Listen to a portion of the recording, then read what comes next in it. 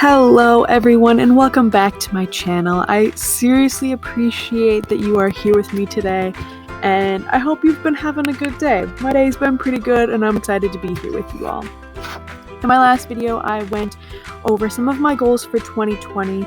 I reflected on how the year went and I used kind of my reflection on my entire experience to guide my goals for 2021 and use that experience as like a reference point when I was writing the general goals that I have for this new year. Like I mentioned previously, I like to take some time at the end of the year to look back on each month and take inventory almost of how things went that year. What happened? How did I get here? And I journal for a bit to get any lingering emotions or thoughts out. I like to try and finish processing my final thoughts on the year so that way I can move forward from a clean slate. And this is a really good time for me to express anything I've been thinking or feeling, and sometimes I get frustrated during this part, and it can also, quite frankly, be the thing that motivates me to procrastinate journaling. Because sometimes I get frustrated because my hand cannot keep up with my thoughts. My brain is moving so fast thinking up all these thoughts and my hand just can't keep up writing, and so it starts to go from being just a journal entry to looking more like a brainstorm bullet point list of just general ideas for goals that I have. And one note that I want to talk about quick before I kind of explain the process that I went through with setting up some of my goals for the new year, I want to talk a little bit about this time of year in general, as well as the idea of setting goals. And I think that everybody has their own opinion. You know, we all have our own ideas of celebrating New Year's and it being a holiday, and how some people just think, you know what, it's just another day, it's just a new year, nothing's changed. And I think, yes, that is one way to look at it, but that's also not as fun. While I totally agree that it is just another day, every day is a new day. We only get to experience these 24 hours one time in our life. We will never be able to experience these moments again. And when we do have that shift in time, when we are moving from one year to another, it is kind of a foundational point to go back to and to build off from, to kind of come back to what our purpose is here on this earth, and working towards making sure that we spend those 24 hours that we get each day in a meaningful and intentional way that helps us grow. I think that when people set New Year's resolutions or goals for the new year, I think a lot of times the reason why they fail is for a couple of reasons. One, maybe they don't have a very good plan in place. I think that visualizing and kind of putting yourself in the shoes of what achieving these goals looks like, and kind of giving yourself a timeline and thinking of a potential process of getting there can be really helpful. I think another reason why people don't always follow through with their goals is because they don't realize that it takes a lot of action. And it takes that step and that desire to change, and turning that desire from just an emotion that you're feeling into an action that you're doing. Because it's where you're doing that action where you're going to start seeing the change, whether it's getting healthier, working out, whether you're doing something in relation to your finances or the environment or whatever your goal may be. The power is in the action. It's always great to have good intentions. It's always great to be thinking of new ideas. But if you're not acting on any of it, then it's not being put out there into your reality. And so I think that when people are trying to think of new goals, if you yourself are watching this video, trying to come up with new goals for the new year, really make sure that you are being intentional and that you have a game plan going, because you understand you're going to have to take some action in order to get these goals going. But my last little thing on this tangent is to be patient with yourself. I think that setting goals for the new year takes a bit of self-awareness and knowing yourself, as well as being patient when you maybe are having a day that isn't as productive as normal. I think that sometimes we get caught up in this productivity and hustle culture, and while I love keeping busy and doing amazing things, it can be a lot, and it is okay to take those breaks. And I think that we have to be patient with ourselves, especially with what we are going through right now as a species. We need patience and compassion more than anything right now.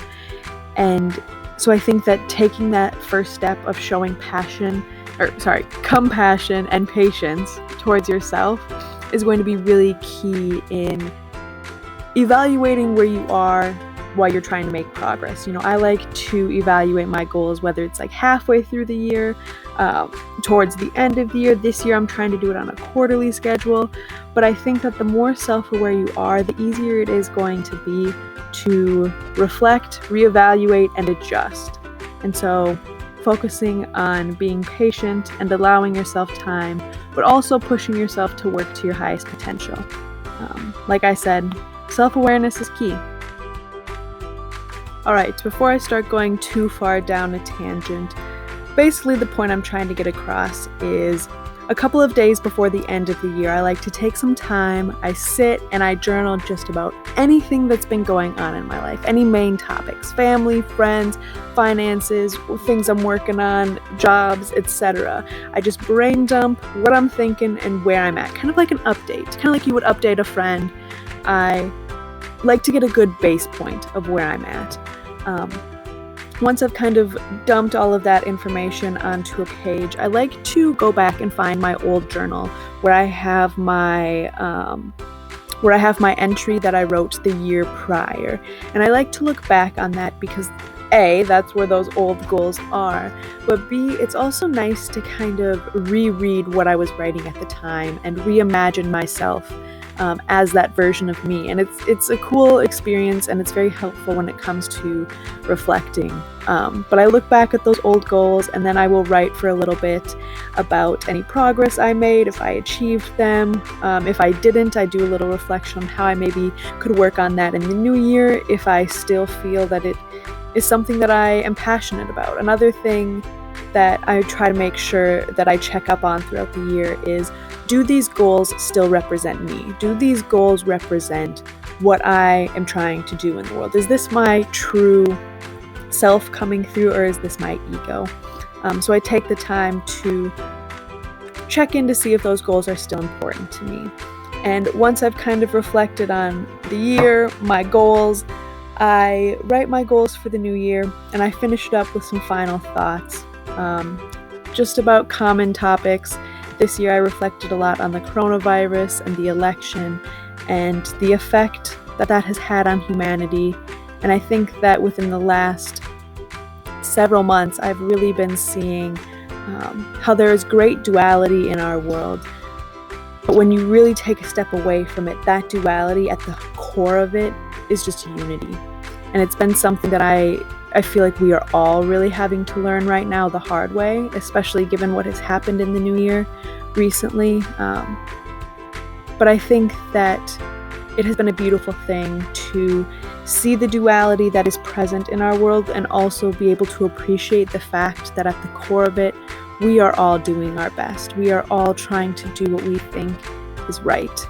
And that can be hard. Once I've finished this huge reflection entry, I basically don't touch my journal for about a week. I continue about my life. I celebrate New Year's. I've been celebrating New Year's with the same couple of friends for the last several years, and so it's always a great time. But I celebrate New Year's, and I live through the first few days of the New Year, just kind of feel out the energy, test the vibe. How does the New Year feel? And in 2021 in the United States, within the first 7 days, the first week, we've already had quite a bit happen. But once I kind of feel out the vibe, kind of see where I'm at, I will go back to some of those goals and start getting a little bit more specific. This is when I start to write more of my bullet point lists. I tend to write a little bit more specific goals when it comes to like quantities and time frames and things like that. I go through and I plan things out in a calendar if they need to be planned out in a calendar, like posting content.